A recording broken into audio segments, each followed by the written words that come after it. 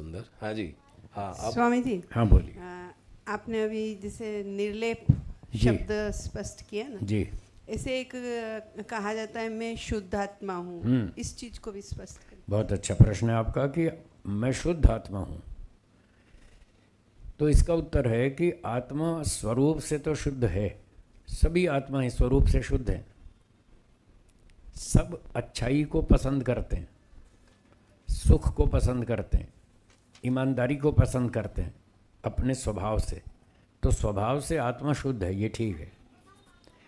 लेकिन अविद्या के कारण उसमें अशुद्धि उत्पन्न हो जाती है। तो जिसमें अविद्या अधिक हो, राग हो, द्वेष हो, काम हो, क्रोध हो, लोभ हो, तो वो अशुद्ध आत्मा हो जाता है। स्वरूप से तो शुद्ध है, पर ऊपर से जैसे मान लो हम नहा धो के आए और हमने अच्छा धुला हुआ कपड़ा पहन लिया, फिर किसी ने, हम जा रहे थे, पास में कीचड़ था, एक ने पत्थर मारा कीचड़ में, तो उसके पत्थर से कीचड़ उछल के हमारे कपड़ों पे आ गया, तो ऊपर से कपड़े खराब हो गए। हम वैसे अंदर से तो नहा धोए हैं, शुद्ध हैं, शरीर हमारा साफ सुथरा है, पर ऊपर से कीचड़ चिपक गया। ऐसे आत्मा स्वरूप से शुद्ध है, पर अविद्या के कारण, राग द्वेष के कारण, काम क्रोध के कारण वो ऊपर से कीचड़ आके चिपक जाता है, तब उसको अशुद्ध आत्मा कहते हैं। फिर जब वो तपस्या करता है, शास्त्रों को पढ़ता है, तो उसकी अविद्या हट जाती है। जैसे कपड़े धो लेते हैं तो फिर साफ हो जाते हैं, फिर शुद्ध हो जाते हैं। तो विद्या पढ़ने से, तपस्या करने से वो हमारी अशुद्धि, काम क्रोध लोभ ईर्ष्या द्वेष अविद्या सब हट जाता है, आत्मा फिर वापस शुद्ध हो जाता है। जब वापस शुद्ध हो जाता है तो उसकी मुक्ति हो जाती है, और जब तक अशुद्ध रहता है तब तक जन्म मरण चालू रहता है। इस तरह से आत्मा शुद्ध भी है और अशुद्ध भी। जी हाँ जी, और कोई? हाँ इधर दीजिए, हसमुख को। નમસ્તે સ્વામીજી। नमस्ते जी। હવે તમે કીધું કે ઈચ્છાઓ ઓછી કરવાથી कम करने से सुख मिलता है। ठीक है। इच्छा ऐसी चीज है, कम होती ही नहीं है, ठीक है, आगे आगे चलती रहती है। ठीक तो है। इच्छाएं कम करने का रास्ता बताओ। बहुत अच्छा उपाय प्रश्न पूछा आपने कि इच्छाओं को कम करने का रास्ता बताएं। इच्छाओं को कम कैसे करें? इसका उत्तर है कि जहां जहां संसार में हमको जिस वस्तु में सुख दिखता है, सुख प्रतीत होता है, वहां वहां हमारी इच्छा बढ़ती है, इच्छा उत्पन्न होती है, इच्छा बढ़ती जाती है। हाँ या ना? ठीक है। इच्छा कैसे बढ़ती है? सुख देखने से।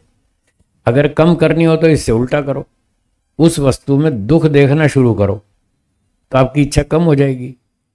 एक व्यक्ति है, नया नया आपका उससे परिचय हुआ, तो आप उसका परिचय बताया, ये बहुत अच्छा आदमी, बहुत विद्वान है, पढ़ा लिखा है, एमटेक है, बहुत अच्छा साइंटिस्ट है और सज्जन है, ईमानदार है, परोपकारी है, बहुत सुख देता है।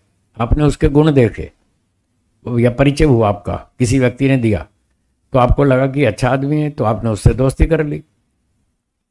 ठीक है। अब आपकी इच्छा हो गई कि भाई मैं इसके साथ बैठूं, उठूं, इससे बातें करूं, इससे लाभ उठाऊं। फिर 6 महीने तक तो ठीक चला, उसने आपसे अच्छी बात की, सम्मानपूर्वक बुद्धिपूर्वक आपको सुख भी दिया सब प्रकार से। फिर 6 महीने बाद वो अपने असली रूप में आ गया, फिर उसने आपका अपमान करना शुरू कर दिया, फिर गुस्सा करना शुरू कर दिया, छोटी छोटी बात में झगड़ा शुरू कर दिया, थोड़ी थोड़ी देर में आपको डांट लगाने शुरू कर दी। अब आपको उसमें सुख दिख रहा है या दुख दिख रहा है? 6 महीने बाद जो व्यवहार बदल गया, अब आपको उस व्यक्ति के साथ रहने में सुख दिखेगा या दुख? जब दुख दिखेगा तो आपकी इच्छा अपने आप कम हो जाएगी। आप क्या सोचे, बेकार आदमी है यार, मैं तो इसको बहुत अच्छा मानता था, हैं, अभी तो 6 महीने में इसने अपने रंग दिखाने शुरू कर दिए। छोड़ो छोड़ो, उस व्यक्ति से आपकी इच्छा कम हो जाएगी और आप उससे धीरे धीरे दूर हो जाएंगे। तो इच्छा घटाने का ये तरीका है कि जिस वस्तु में दुख देखेंगे वहाँ से आपकी इच्छा कम हो जाएगी, और जिसमें आपको सुख दिखेगा उसमें इच्छा बढ़ जाएगी। तो जहाँ जहाँ से आप इच्छा कम करना चाहते हैं वहाँ वहाँ दुख देखना शुरू करें, आपकी इच्छा कम हो जाएगी। बहुत बढ़िया। ठीक है। हाँ जी, भाषे जी। आशुतोष दवे जी बोलिए।